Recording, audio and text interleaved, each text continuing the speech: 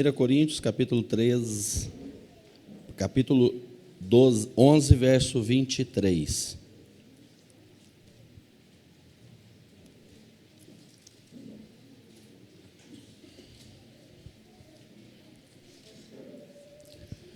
Pois eu transmiti aquilo que recebi do Senhor. Na noite que o Senhor Jesus foi traído, ele tomou o pão, agradeceu a Deus, partiu e disse: este é o meu corpo, que é entregue por vocês. Façam isso em memória de mim.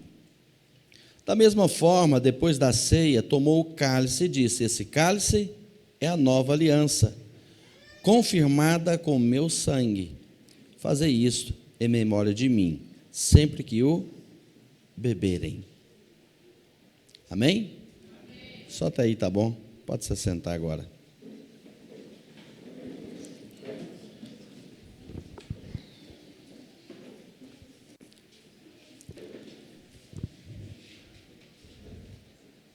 Você tem uma aliança com Deus? Vamos falar um pouco de aliança, né, irmãos? Para falar de aliança hoje, eu quero lembrar das duas ocasiões onde o sangue do sacrifício foi usado para celebrar a aliança entre Deus e o seu povo. A aliança, amado, é um compromisso, aonde a vida daquelas pessoas que estão se dando em aliança se mistura completamente, né?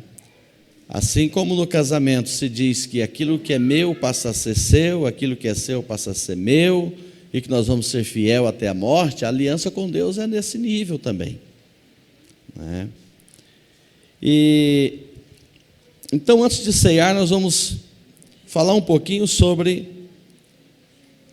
esses dois momentos onde o sangue foi usado, porque a aliança também ela é realizada biblicamente. Toda aliança foi e é realizada com sangue, até no casamento, né? Quem está participando do curso de noivado, ou quem vier aqui para a Rede Casais, para a Luz Casal, vai aprender um pouco mais sobre isso. E a primeira vez porque os irmãos sabem que o cálice que nós bebemos representa o sangue de Jesus, não é? Ele representa, irmão, ele não é sangue, nem torna sangue depois que nós oramos, viu? A primeira vez foi lá em Êxodo, no capítulo 12, aonde Deus orienta o povo a matar um cordeiro, para que o sangue daquele cordeiro fosse colocado nos umbrais das portas. E aquele sangue estava sendo derramado e usado para celebrar uma aliança entre Deus e os filhos de Jacó, que havia descido para o Egito, que havia se multiplicado e que agora estava debaixo da escravidão do Egito. E interessante que lá, quando Deus estabelece com o povo aquela aliança tinha um propósito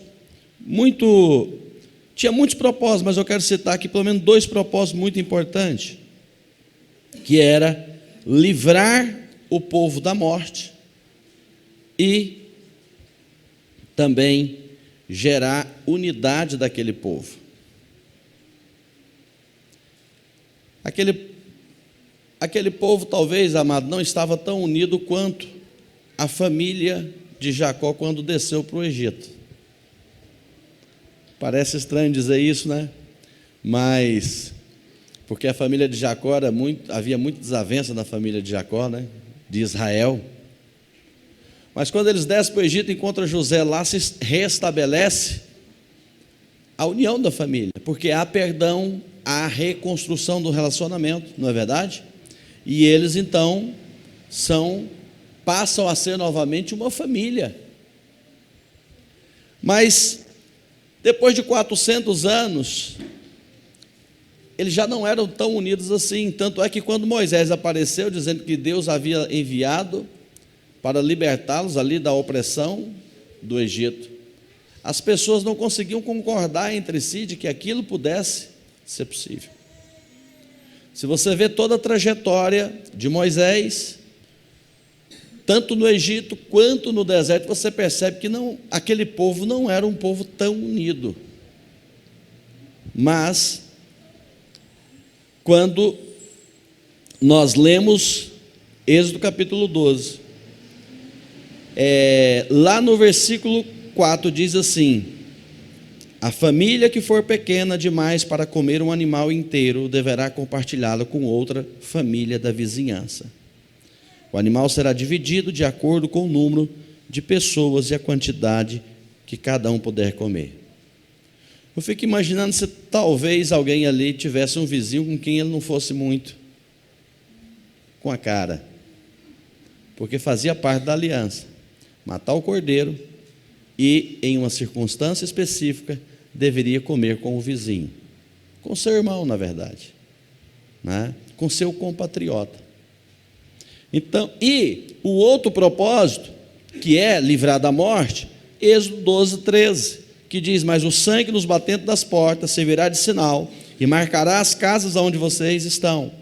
Quando eu vir o sangue, passarei sobre aquela casa, e quando eu ferir a terra do Egito, a praga da morte não os tocará. Então, pelo menos duas questões importantes: livrar o povo que estava ali se aliançando com Deus da morte e gerar unidade. Percebe que o sangue derramado era o símbolo dessa aliança e exigia-se obediência para que essas coisas acontecessem.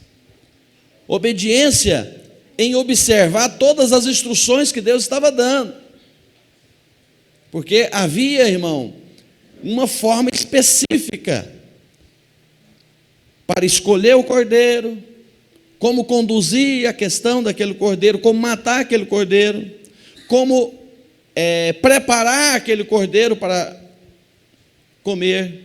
Havia uma série de instruções de Deus, e era necessário obedecer, observar cada uma delas.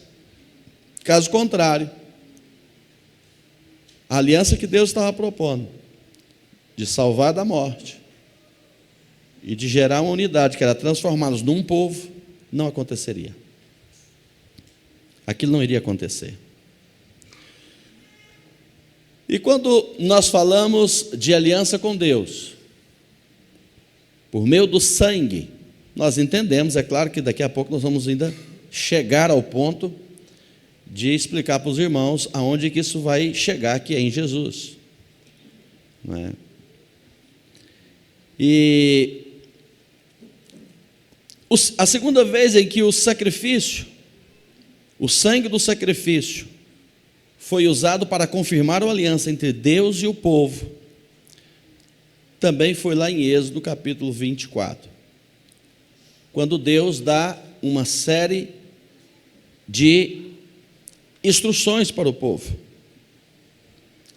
Deus havia ordenado uma série de questões para aquelas pessoas, e então, para firmar aquela aliança, porque Deus havia dado instruções e o povo havia afirmado que iria obedecer a Deus em tudo. Êxodo 24, 3 diz assim: Moisés desceu e transmitiu ao povo todas as instruções e ordens do Senhor, e todo o povo respondeu em uma só voz. Já estava unido, né? Faremos tudo o que o Senhor ordenou. Ainda no verso 8, diz assim: Moisés pegou o sangue das vasilhas, aspergiu sobre o povo e declarou: este sangue confirma a aliança que o Senhor fez com vocês, quando lhes deu essas instruções. Nesses dois momentos houve o sangue como um instrumento para selar a aliança. O povo saindo do Egito da escravidão e o povo se comprometendo a obedecer a Deus. Amém? Então nós percebemos que a parte mais importante da aliança de Deus com o homem consiste em livrar o homem da morte, mediante a permanência dele em obedecer a palavra do Senhor. Não é verdade? O cerne da aliança de Deus é esse.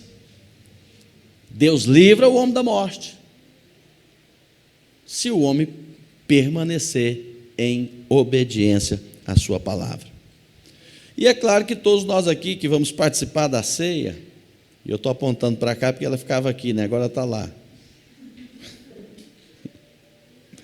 Sabemos que aquele sangue, aquele cordeiro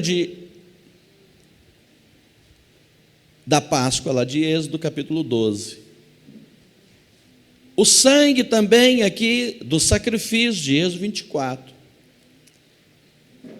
apontava para Jesus,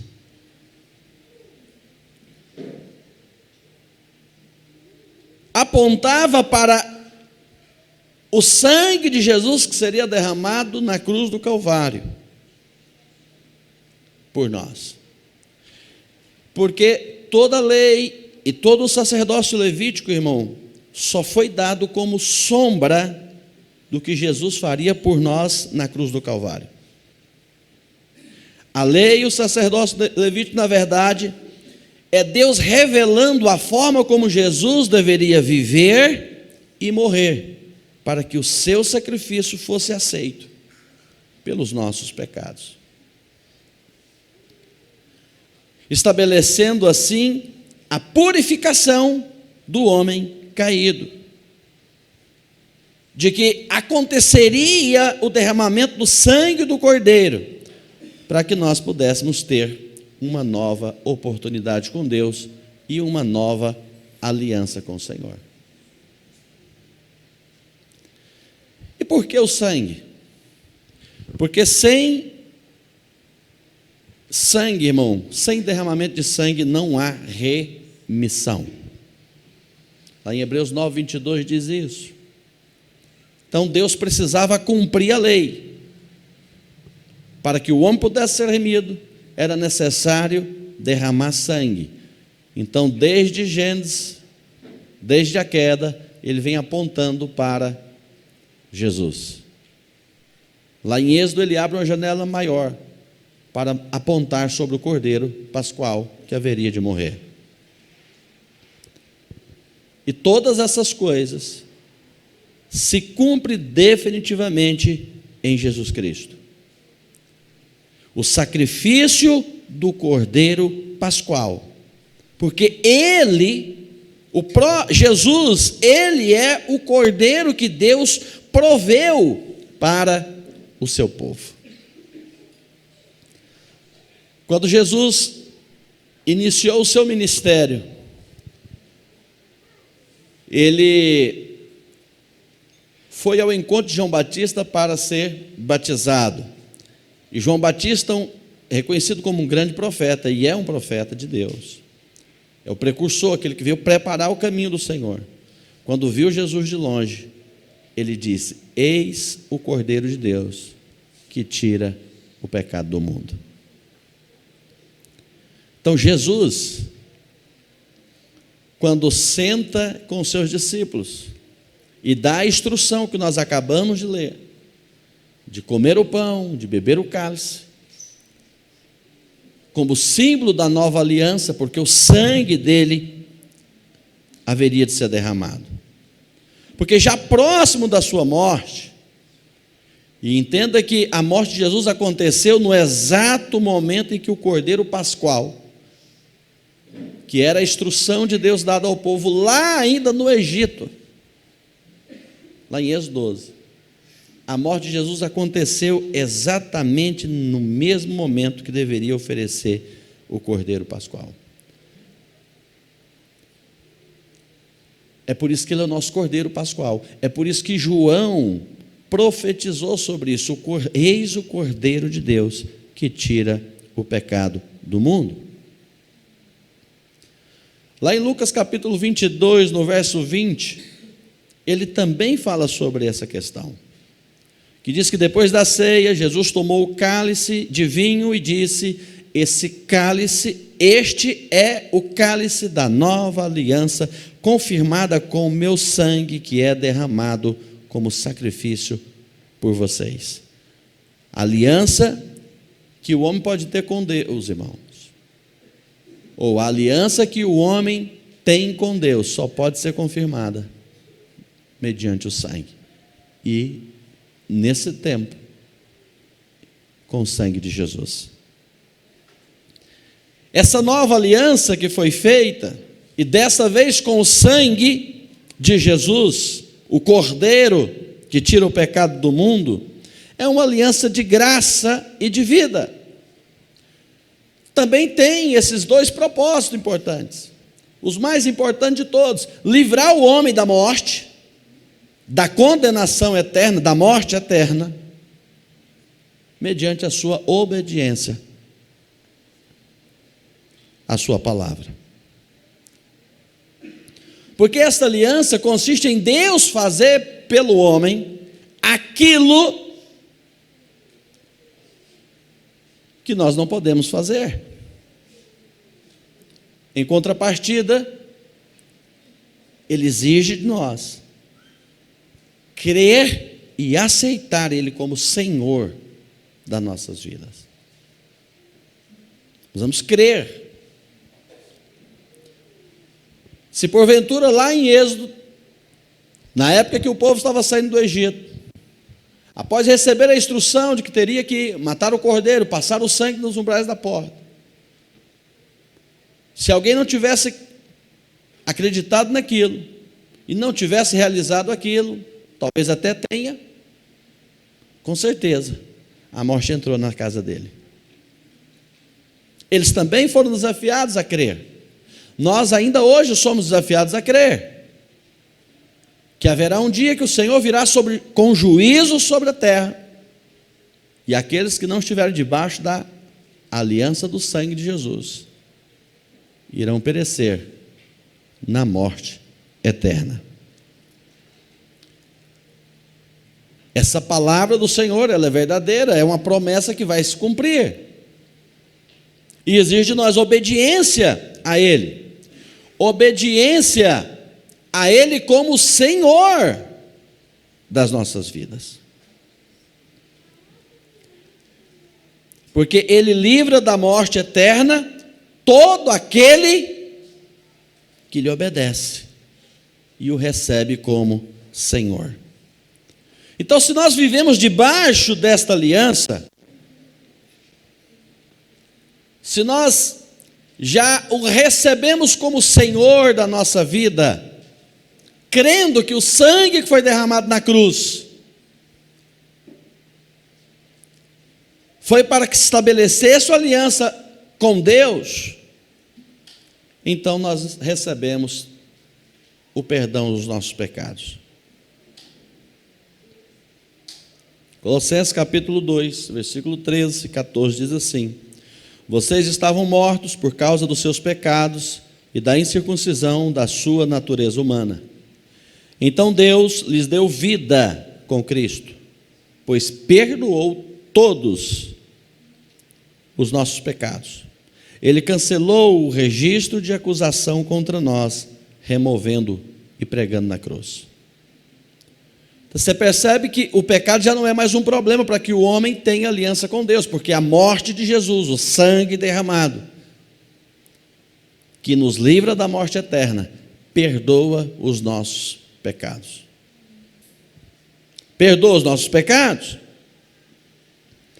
E Ele exige de nós que reconhecemos que Ele é o Senhor e que obedecemos a sua palavra. Você pode declarar: Jesus é o Senhor? Você crê nisso? Amém? Quem crê precisa obedecê-lo também.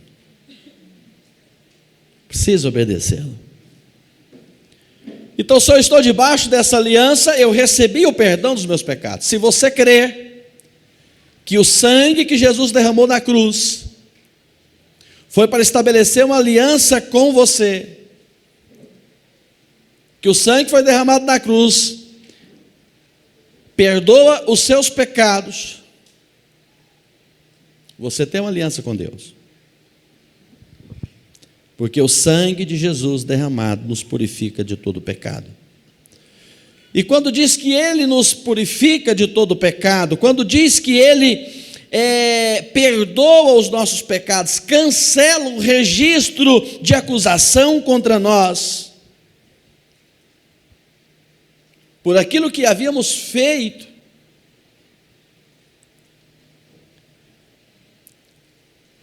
também significa dizer que Ele tirou o domínio do pecado.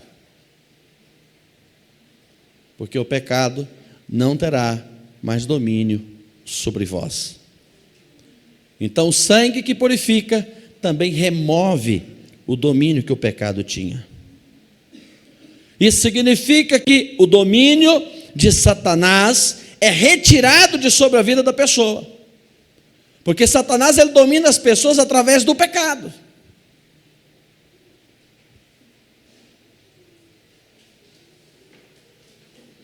É por isso que a palavra de Deus diz que nós não devemos amar o mundo.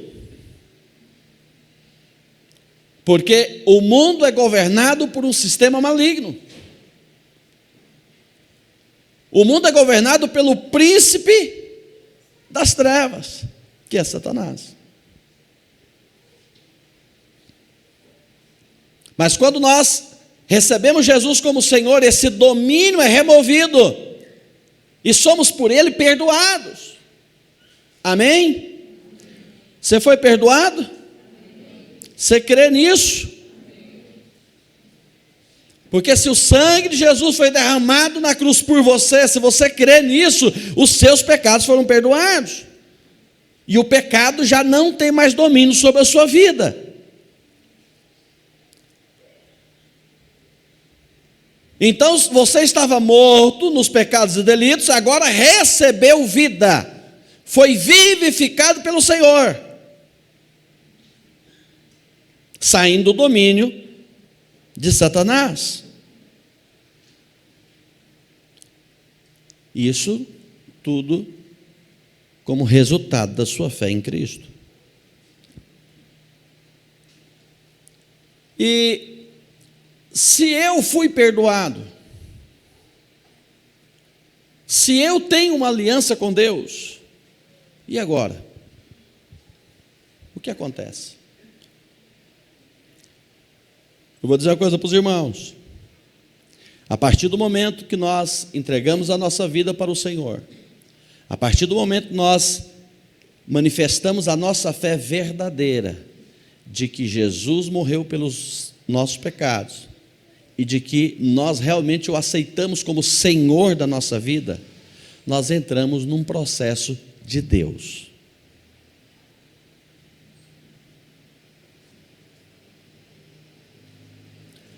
E o processo de Deus em nossas vidas é para nos preparar para morar no reino dele.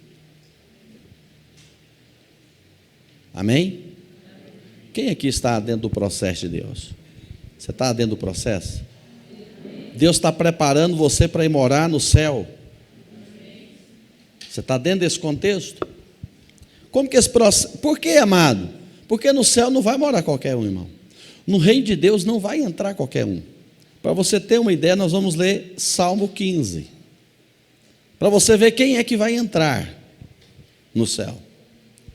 Para daí então você entender por que nós precisamos entrar no processo de Deus. Salmo 15 diz assim: Senhor, quem pode ter acesso ao seu santuário? Quem pode permanecer em teu santo monte? Aí ele começa a responder: quem leva uma vida íntegra e pratica a justiça, quem de coração fala a verdade, quem não difama os outros, não prejudica o próximo, nem fala mal dos amigos. Quem despreza os que têm conduta reprovável e honra os que temem o Senhor, e cumpre suas promessas mesmo quando é prejudicado.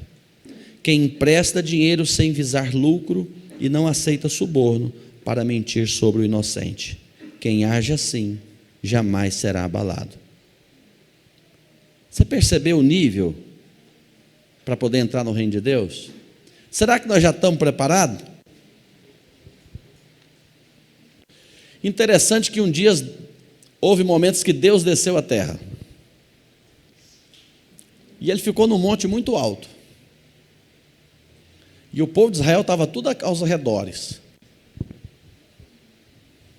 De todo aquele povo que estava ao redor, irmão, só um homem podia subir onde Deus estava: Moisés. Se os demais resolvessem subir, morria. Para se aproximar de Deus, irmão, não é de qualquer forma, tem que passar pelo processo. A nova aliança é Deus proporcionando a cada um que queira a oportunidade de passar pelo processo, pelo crivo dele, de ser preparado para estar com ele.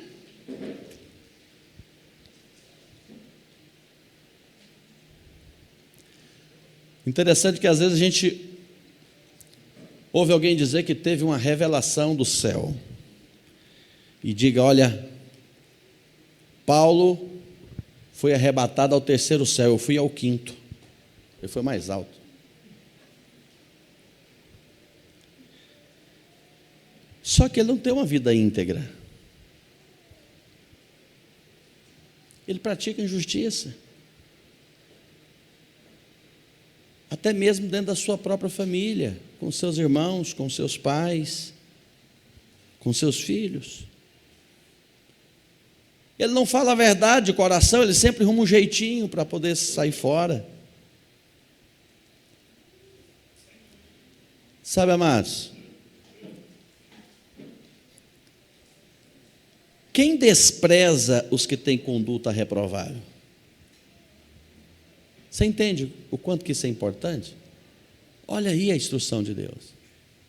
Você sabe que alguém, irmão, está agindo errado, está fazendo as coisas erradas, você continua lá andando com ele. Não, ele é meu amigo, comigo isso é o problema dele com outra pessoa.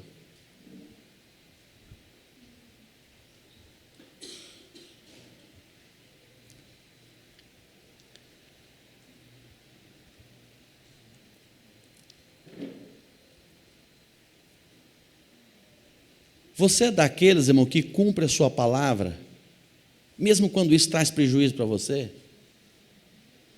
Que a sua palavra é sim, sim e não, não? Se eu disse que eu ia fazer, agora eu vou. Eu vou honrar minha palavra.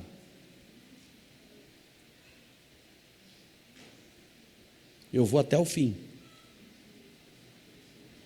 Inclusive para mim aprender a pensar direito quando eu empenhar a minha palavra. Porque às vezes a palavra não vale mais nada, irmão. A pessoa fala, eu vou, não vem. Eu vou fazer, não faz. Então, amados, quando você vai identificando, mediante isso que você está ouvindo, que ainda existe pecado em você, que existe pecado em nós, nós começamos a entender por que precisamos entrar no processo de Deus.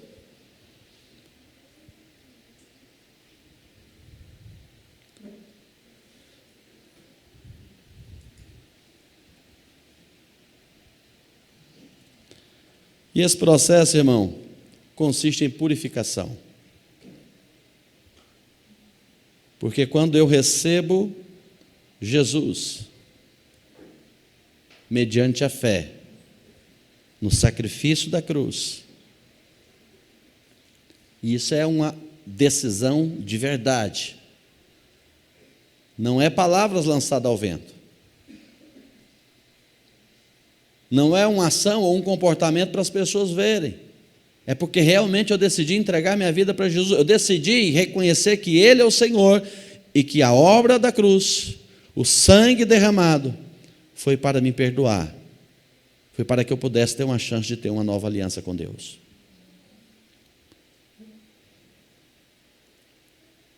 Aí Ele vem e me purifica. Ele remove a impureza. que está dentro da nossa alma, dentro do nosso coração, dentro da nossa mente, dentro da nossa vontade. Todos nós precisamos ser purificados pelo Senhor.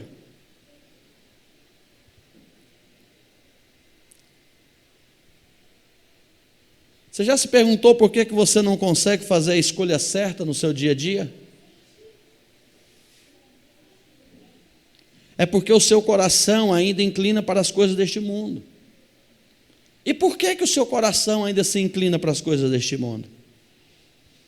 É porque a sua alma ainda tem desejos por coisas que você sabe que aborrece o Senhor.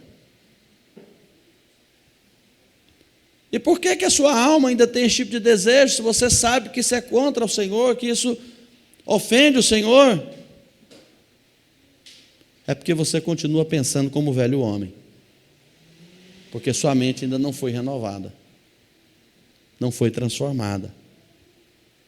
É o famoso ou a famosa cabeça dura. Essa expressão está em desuso, né? Isso é um cabeça dura. Porque ele teve a fé inicial para crer que Jesus é o Cristo que derramou o sangue para nos purificar do pecado e que Ele é o Senhor. Mas não permite ser purificado.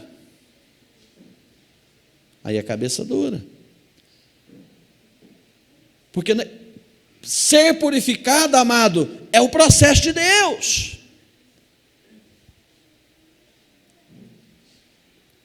Onde Ele vai tirando todas as impurezas, toda a sujeira da nossa vida. Vai lavando a nossa alma, vai lavando o nosso coração, mudando a nossa mente. Produto que Ele usa, irmão.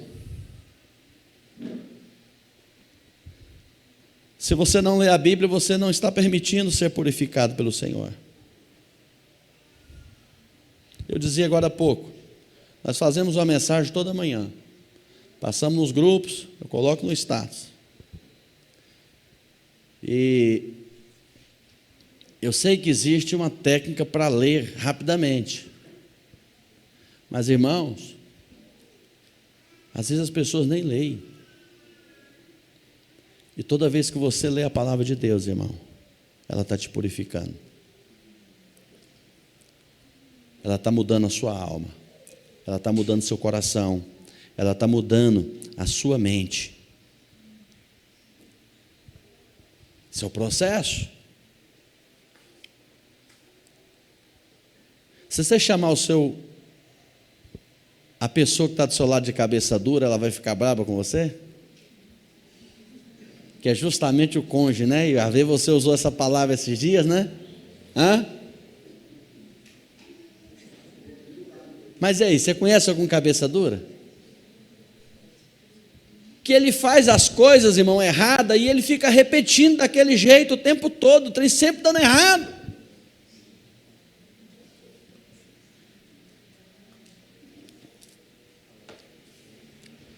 O homem, irmão, vem fazendo isso em relação a Deus há muito tempo. Eu vou te dizer, amado, do jeito do homem sempre vai dar errado. Se nós não nos convertermos ao Senhor e permitir que Ele nos purifique, que Ele nos transforme, vai dar errado, nós vamos perder a vida eterna. Entra no processo do Senhor. Diga para o seu irmão então, entra no processo do Senhor. Diga para ele, permita que Ele te purifique. Diga para ele, permita que Ele te liberte. Que Ele mude o seu coração, a sua mente, a sua alma.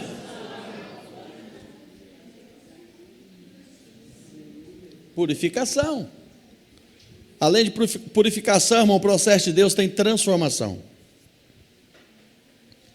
Transformação significa mudar. Ele vai nos mudar. Ele quer te mudar. E é um processo porque isso vai acontecendo pouco a pouco. Possivelmente, aqueles que já caminham com Cristo há algum tempo já não é mais como chegou. Porque ele está dentro do processo, Então ele está sendo purificado, ele está sendo transformado. Amém? E de pouco a pouco nós vamos ficando diferentes. Só que eu quero esclarecer uma coisa para os irmãos, que transformação não é só deixar determinadas coisas. Eu parei de fumar, eu parei de beber, parei de andar com más companhias. Agora eu sou honesto. Agora eu vou para a igreja. Eu vou em todas as reuniões da igreja. Eu participo do culto. Eu ando com uma Bíblia. Eu costumo falar das pessoas a respeito de Jesus e o que Ele pode fazer na vida delas. Amados, é claro que essas coisas fazem parte de transformação. Mas não é só isso, é preciso muito mais. Muito mais.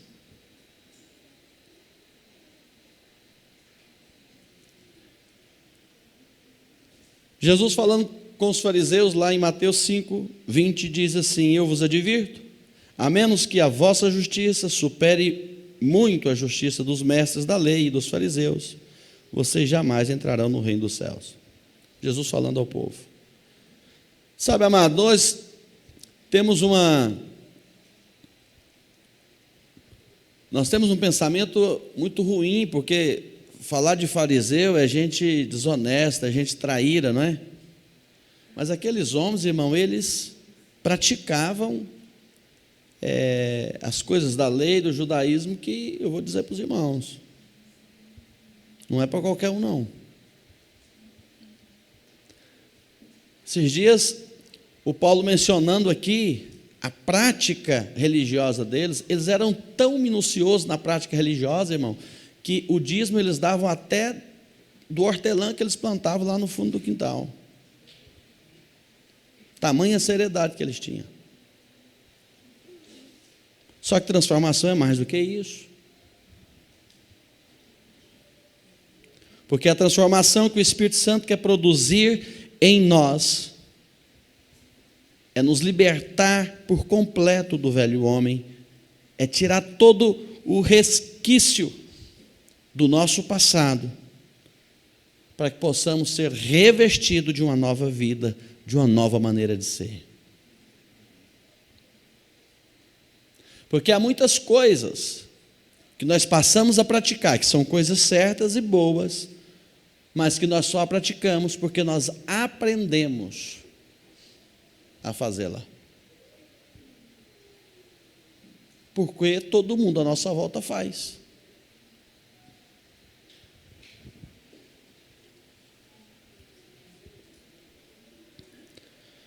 Imagine, irmão, um marido ou uma esposa que diz: olha, agora eu sou crente. Então ele vai para a igreja, ele lê a Bíblia, ele faz todas aquelas coisas que eu citei agora há pouco.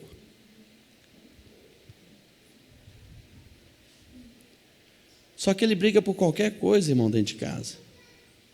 Ele continua falando mal das pessoas. Ele é desonesto, ele é trapaceiro com o próprio cônjuge. Faz negócio com o cônjuge, irmão, não cumpre. Faz compromisso, irmão, não cumpre.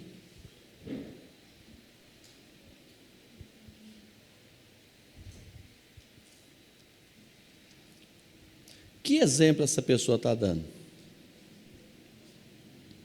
Com que autoridade ela vai poder dizer para o seu cônjuge, seja o seu marido, seja a sua esposa, que ela precisa se converter? Que evangelho é esse, irmão, que não transforma? Como que ele vai poder dizer para ela: olha, você precisa se converter? E ela vai dizer: para mim ficar igual a você?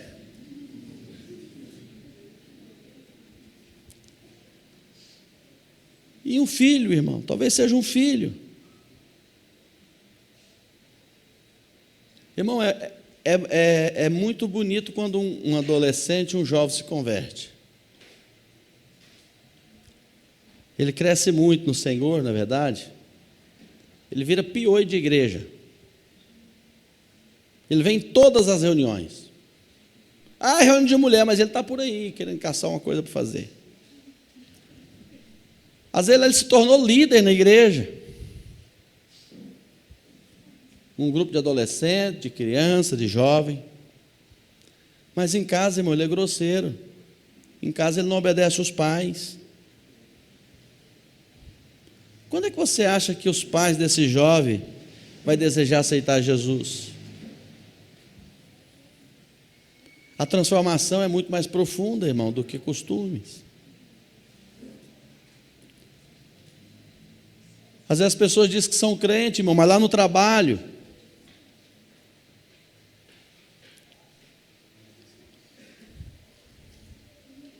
ela está sempre de mau humor. É uma pessoa que nunca está pronta para ajudar os outros. Por que os colegas de trabalho iam desejar ser crente? Por que as pessoas ali do seu relacionamento de trabalho, ou lá na faculdade, iriam aceitar um convite para ir na igreja que você vai?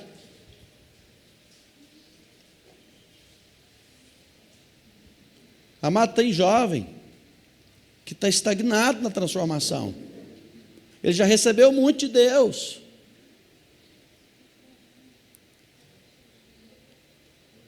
Mas a sua maneira de ser lá fora, ou fora do contexto da igreja, escandaliza todo mundo. Porque por onde ele passa, ele cria problemas. Ele até fala mal dos próprios irmãos da igreja. Ele cria intriga com os irmãos da igreja. Não consegue nem recepcionar bem os novos convertidos. Lá fora ele faz as mesmas coisas que o mundo faz. E se você é jovem e está dizendo, não, comigo é diferente, eu desafio a você. Mostra o celular para o seu pai, para o seu líder.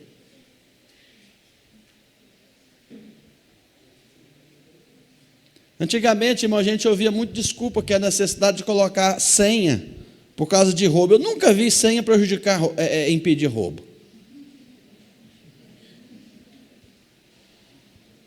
Você mede a temperatura, irmão, quando você põe a mão no celular de alguém.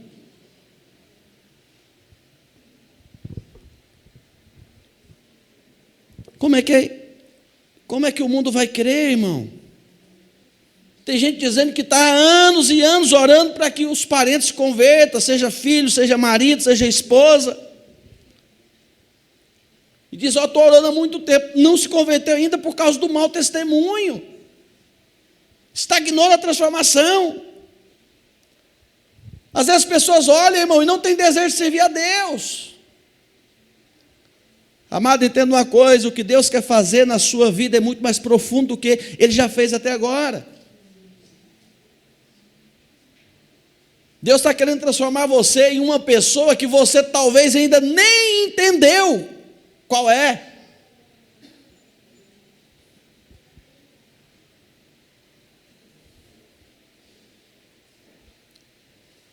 E esse negócio de ser purificado, transformado, não é comigo. Amado, se você não está dentro do processo de Deus, então é porque você não nasceu de novo.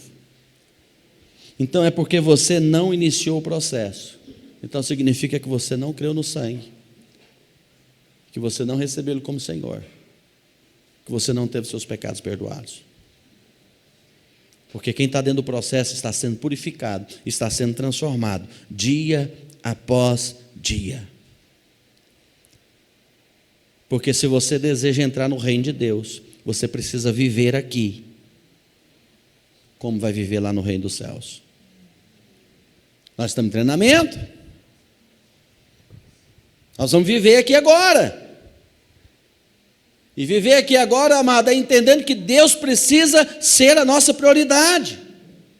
E que os seus irmãos em Cristo também devem ser aceitos como parte do seu corpo, da sua família.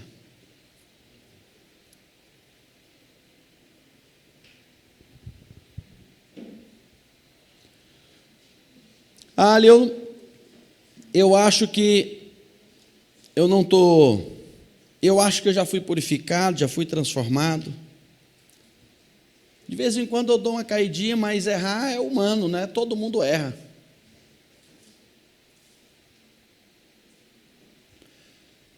Primeira Epístola de João, capítulo 1, versículo 6, diz assim: portanto, se afirmamos que temos comunhão com Ele, mas vivemos na escuridão, mentimos e não praticamos a verdade. Quer entender escuridão, irmão, de uma forma mais clara? É qualquer coisa que você não deixa aberto para os outros ver. Enquanto houver reservas, houver segredos, é porque falta a verdade. É porque está praticando a mentira. Porque também, 1 Epístola de João, no 2,6 diz que quem afirma que permanece nele, deve viver como ele viveu. Então, se ele está fazendo uma obra em minha vida, se eu estou num processo de purificação, de transformação, ele está trabalhando em mim. Eu tenho que permanecer nele. Tenho que viver na luz.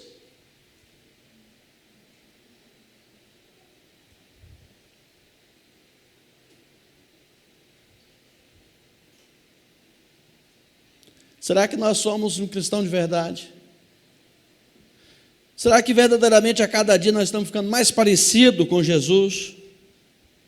Ou somos apenas pessoas que vêm à igreja buscar os favores de Deus? E é interessante perceber, irmão, que a aliança de Deus com o homem se estende aos outros, por conta da comunhão, por conta da unidade. Lá, em Êxodo 12, para manter a aliança, eles tinham que comer o cordeiro junto. Eles tinham que passar por momentos difíceis junto, irmão. Porque eles tinham que comer o cordeiro e a erva amargosa. Você já comeu erva amargosa com algum irmão aqui da igreja?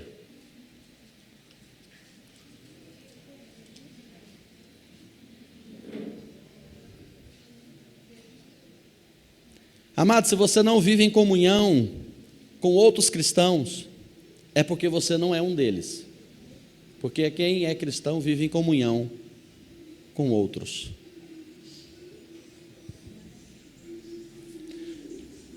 Primeira Epístola de João 1,7. Mas se vivemos na luz, como Deus está na luz, temos comunhão uns com os outros, e o sangue de Jesus nos purifica de todo pecado. Não é interessante? Deus continua querendo promover a unidade, irmão, do seu povo. Foi justamente a falta de unidade que fez as pessoas lá não entrar na terra prometida. Havia tanta divisão lá que no dia que eles foram espiar a terra, só 2 dos 12 espias conseguiram perceber que aquele lugar maravilhoso que Deus havia prometido estava ali. E se aquele lugar estava ali, Deus era capaz de fazer eles entrar e possuir aquele lugar. O resto tudo não concordaram. Cada um disseram coisas diferentes. Divisão.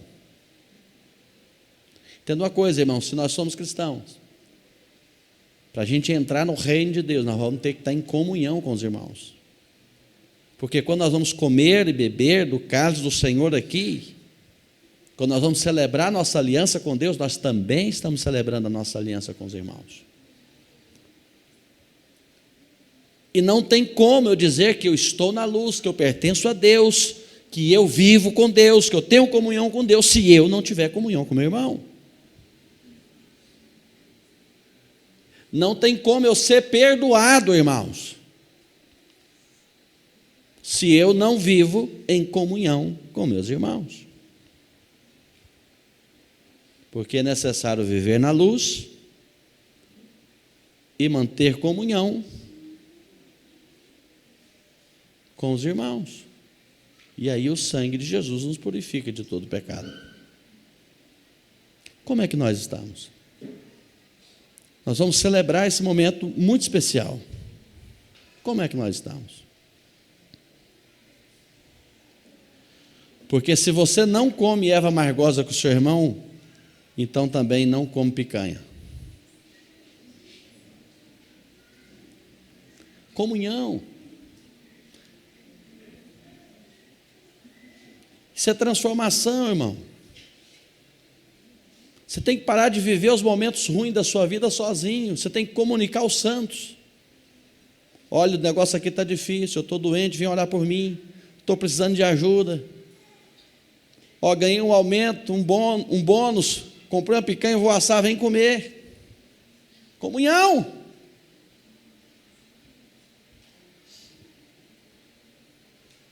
Juntos. O ano começou agora, irmão. Quantas coisas você já fez junto com seu irmão? Eu tenho certeza que todo mundo aqui comeu. Todo mundo aqui bebeu. Chamou alguém para estar lá, para ter comunhão com você? Está lá? Quando ele está passando por um momento difícil, você está lá? Irmão, você que está passando por um momento difícil, você está observando as pessoas que estão lá do seu lado? Que está ligando para você? Como é que você está? Sobreviveu? Agindo como, acho que é o rei Dário em relação a Daniel, né? Pelo menos gritar lá de cima do poço: e aí, Daniel, está vivendo ainda? Está vivo ainda?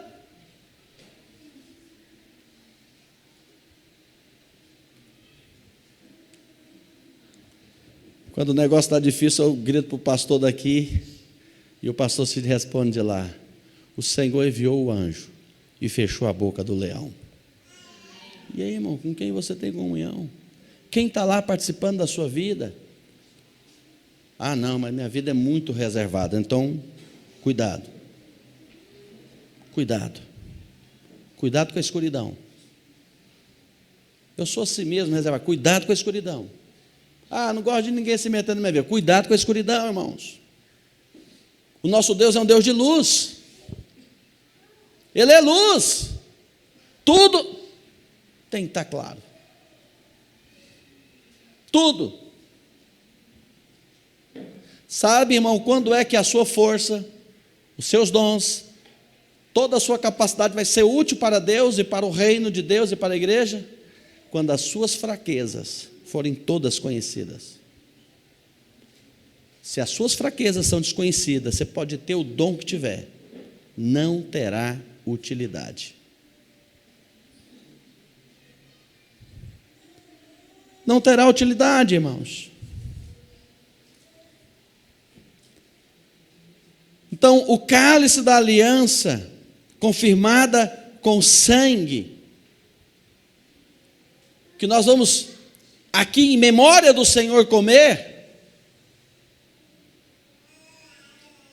é para poder dizer: Senhor, eu continuo crendo que o teu sangue foi derramado por mim. Que todo aquele processo lá de êxodo até a cruz do Calvário, foi Deus que preparou. Eu estou aqui me lembrando que o Senhor morreu por mim.